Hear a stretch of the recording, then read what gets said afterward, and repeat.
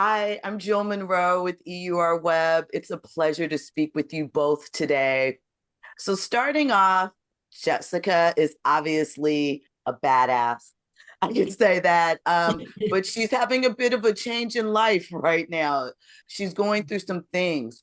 What aspect of her character did you want to focus in first? What she was or who she is after the sort of inciting incident? Hi, Jill. Thank you for the question. So, for me, I don't think it's about choosing where to place her. It's about discovering her. So, I think I had to go on a journey of discovery to take her where she needed to go, and I had to go to a lot of hectic places for her. But I think it just had to happen naturally as I discovered who she is. And that comes together with all of the elements. So her home life, when she has to fight, the trauma, the everything has to kind of come together and sit together with her. So I think it was a journey. Yeah. So, Clyde, for you, your character returns after presumably dead. And is he there to warn her or for reckoning, so to speak, in how he interacts with her? Thanks so much, Jill, and thank you for having us on your show. Uh, Jill, at the risk of sharing a spoiler, I think that there's it's both. It's both. So he's showing up because there is a reckoning. I mean, there's a reckoning that has been happening when you come into the film. I mean, from the get-go, there's a reckoning, but he's also not only seeking revenge, supposedly, but he's also redeeming himself or doing his best to redeem himself. So there's this constant struggle between doing what he's forced to do and doing what he wants to do.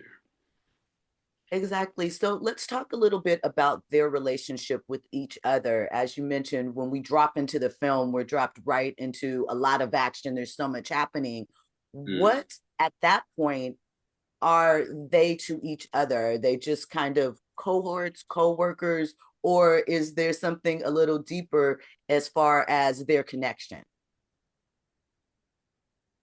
Danny. I love how we both looked at each other like um so there is something deeper, and I also think beyond what happens privately, I feel like they take a lot of responsibility for each other. There's Mm. there's there's this thing where they feel responsible for each other. Mainly, I would say Daniel feels very responsible for Jessica. You see it in the way that he's like trying to calm her down in moments where she's getting really emotional, and he's like, and he tries to take the lead, and he says he'll go and he'll go and do the thing that she wants to do. He'll go and look for yeah, without giving spoilers away, yeah, now. And so he always kind of takes the lead, and I think that also shows kind of what's happening, even though you don't really get a glimpse into what that looks like. Already you kind of see that there's a responsibility, there's something happening there. Yeah.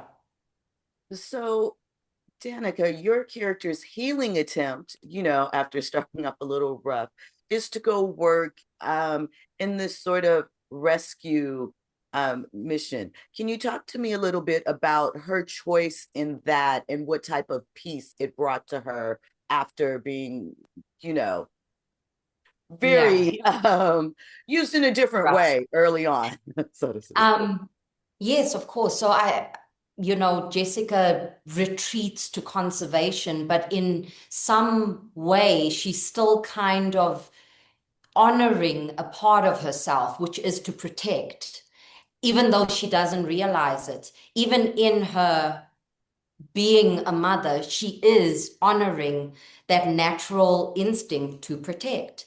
So it's throughout the film, throughout the story, it's just her revealing different elements of how she protects and what she has to show up for, or show up as, who she has to show up as in the moments where it matters most. And you see that throughout. And I think that's why, because she protects, she's a protector, she's a soldier, she's a, so yeah, it made sense. So for both of you, the ops, for lack of a better term, on the other side, they're very organized, they are strategic, and they use trauma, so to speak, as a tool.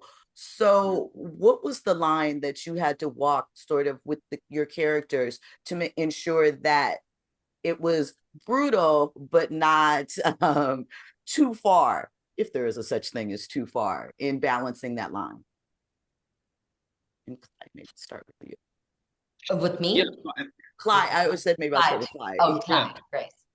Yeah, so I think, look, these characters are by nature extremist because they have to be, because the methods they have to use are extreme, because the tactics are extreme. And by the time they get out of their ops phase and out of those first few sequences of the film, and even beyond the conservation that Jessica retreats to, there is a demand for extremism, because it's survival, and because it's all or nothing. You just it becomes, that's where it's brutal, is that it becomes literally a game of a hunt. It's a hunt for survival. And so I think, the two of them had the history.